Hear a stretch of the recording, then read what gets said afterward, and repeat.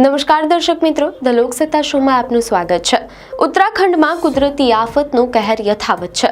ચોમાસાના ભારે વરસાદ અને વાદળ ફાટવાની ઘટનાઓએ દહેરાદૂન સહિત અનેક વિસ્તારોમાં જનજીવનને અસ્તવ્યસ્ત કરી દીધું છે।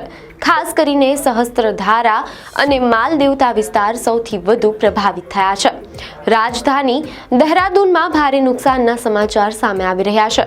ઉત્તરાખંડના દહેરાદૂનમાં સોમવારે મોડી રાત્રે કુદરતી આફત ત્રાટકી હતી। સહસ્ત્રધારાના કારલીગાડ વિસ્તારમાં રાત્રે લગભગ 11:30 વાગ્યાની આસપાસ થયેલા વાદળ ફાટવાથી સમગ્ર વિસ્તારમાં ભયનું વાતાવરણ ફેલાઈ ગયું। આ ઘટનાને કારણે અનેક દુકાનો અને મકાનોને નુકસાન પહોંચ્યું છે। મીડિયા અહેવાલો અનુસાર 7 થી 8 દુકાનો ધરાશાયી થઈ ગઈ અને 2 થી 3 મોટી હોટલોને પણ નુકસાન થયું છે। જો કે આ ઘટનામાં કોઈ જાનહાનિના સમાચાર નથી, પરંતુ 2 લોકો લાપતા થયા હોવાનું જાણવા મળેલ છે, જેમની શોધખોળ અને બચાવ કામગીરી સતત ચાલુ છે। ડિઝાસ્ટર મેનેજમેન્ટની ટીમો SDRF અને NDRF ઘટના સ્થળે પહોંચી ગઈ હતી। જિલ્લા વહીવટી તંત્રે મોડી રાત્રે જ આસપાસના રહેવાસીઓને સુરક્ષિત સ્થળોએ ખસેડી દીધા હતા।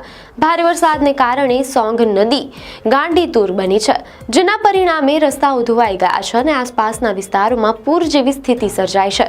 વહીવટી તંત્ર એલર્ટ મોડ પર છે અને સ્થિતિ પર સતત નજર રાખી રહ્યું છે। સોમવારે મોડી રાત્રે વાદળ ફાટવાની ઘટના બની હતી। મીડિયા અહેવાલો અનુસાર આ દુર્ઘટનાને કારણે લગભગ 100 લોકો ફસાયા હતા, જેમને સ્થાનિક ગ્રામજનોએ સમયસર રેસ્ક્યુ કરીને બચાવી લીધા હતા। દહેરાદૂનમાં સહસ્ત્રધારા કારલીગાડ વિસ્તારમાં રાત્રે લગભગ 11:30 વાગ્યાની આસપાસ થયેલા વાદળ ફાટવાની ઘટનાથી સમગ્ર વિસ્તારમાં ગભરાટ ફેલાયો હતો। જ્યારે સોંગ નદી ગાંડીતુર બની, નદીનું પાણીનું સ્તર ખૂબ જ વધી ગયું છે, જેના કારણે કિનારાના વિસ્તારોમાં પૂર જેવી સ્થિતિ સર્જાઈ છે।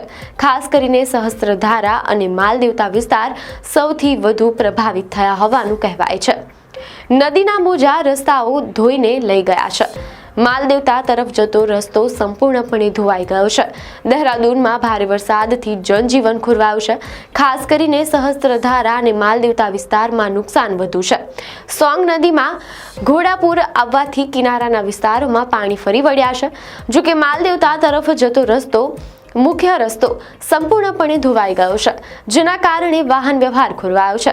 સ્થાનિક લોકો ભારે મુશ્કેલીનો સામનો કરી રહ્યા છે। તંત્ર દ્વારા બચાવ અને રાહત કામગીરી ચાલી રહી છે, જ્યારે NDRF અને SDRFની ટીમો પણ તૈનાત કરવામાં આવી છે। લોકોને સુરક્ષિત સ્થળોએ ખસેડવામાં આવી રહ્યા છે, પરંતુ સતત વરસાદને કારણે કામગીરીમાં અવરોધો આવી રહ્યા છે। ઉત્તરાખંડમાં સતત વરસાદ અને પૂરને કારણે સ્થિતિ ગંભીર બની રહી છે। જ્યારે સ્થાનિક લોકોના જણાવ્યા મુજબ સોંગ નદીએ આ વખતે ભયંકર સ્વરૂપ ધારણ કર્યું છે અને લગભગ 500 મીટર સુધી ફેલાઈ ગઈ છે, જેના કારણે રસ્તાઓ અને આસપાસના વિસ્તારોમાં પૂર જેવી સ્થિતિ સર્જાઈ છે। બીજી તરફ સહસ્ત્રધારા વિસ્તારમાં વાદળ ફાટવાને કારણે મકાનો અને દુકાનોને ભારે નુકસાન થયું છે। આ પરિસ્થિતિમાં રાહત અને બચાવ કાર્ય પૂરજોશમાં ચાલી રહ્યું છે, તેમ છતાં પણ હાલત હજુ ગંભીર હોવાનું કહેવાય રહ્યું છે અને અસરગ્રસ્તોને મદદ પહોંચાડવાના પ્રયાસો ચાલી રહ્યા છે। સ્થાનિક વહીવટી તંત્રે લોકોને નદી કિનારે અને નીચાણવાળા વિસ્તારોમાં ન જવાની અપીલ કરી છે।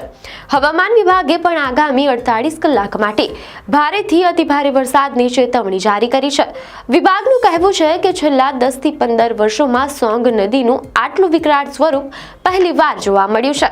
હાલ સતત વરસાદ ચાલુ છે અને ખતરો સતત વધી રહ્યો છે। વહીવટી તંત્ર એલર્ટ મોડ પર છે અને ડિઝાસ્ટર મેનેજમેન્ટની ટીમો અસરગ્રસ્ત વિસ્તારોમાં રાહત કાર્યમાં લાગેલી છે। ભારે વરસાદને કારણે સોમવારે રાત્રે કારલીગઢ સહસ્ત્રધારા વિસ્તારમાં વાદળ ફાટવાની ઘટના બની હતી। ઘટનાની જાણ થતાં જ જિલ્લા વહીવટી તંત્રે રાહત અને બચાવ કાર્ય શરૂ કરી દીધું હતું। જિલ્લા વહીવટી તંત્રે આસપાસના રહેવાસીઓને રાત્રે જ સુરક્ષિત સ્થળોએ ખસેડી દીધા હતા। આ દુર્ઘટના બાદ દહેરાદૂન જિલ્લા વહીવટી તંત્ર એલર્ટ મોડ પર છે। આ ઉપરાંત વાદળ ફાટવાની જગ્યાની નજીક રહેતા લોકોને પણ સુરક્ષિત જગ્યાએ ખસેડવામાં કરવામાં આવી રહ્યા છે। મંગળવારે સવારથી જ દહેરાદૂનમાં ગાજવીજ સાથે ભારે વરસાદ શરૂ થયો હતો। આઈટી પાર્ક નજીક મોટા પ્રમાણમાં કાટમાળ ધસી પડવાથી સોંગ નદીનું પાણીનું સ્તર વધુ વધ્યું છે। મીડિયા અહેવાલો અનુસાર મસૂરીમાં પણ ભારે વરસાદને કારણે જનજીવન ખોરવાઈ ગયું છે। મુશળધાર વરસાદને કારણે મસૂરી દહેરાદૂન રોડ પર પાણીવાલા બેન્ડ પાસે ભૂસ્ખલન થયું છે, જેના કારણે માર્ગ બંધ થઈ ગયો છે। માર્ગને ફરીથી ચાલુ કરવા માટે કામગીરી ચાલી રહી છે, પરંતુ સતત વરસાદને કારણે મુશ્કેલીઓ પડી રહી છે। જો કે હવામાન વિભાગે પણ આગામી 48 કલાક માટે ભારે વરસાદની ચેતવણી આપી છે, જેના કારણે ખતરો હજુ પણ યથાવત છે। લોકોએ સાવચેત રહેવાની અને નદી કિનારેના વિસ્તારોથી દૂર રહેવાની અપીલ કરવામાં આવી રહી છે। આપને માહિતી સારી લાગી હોય તો વિડીયોને લાઇક અને શેર કરજો, ચેનલને સબસ્ક્રાઇબ કરજો।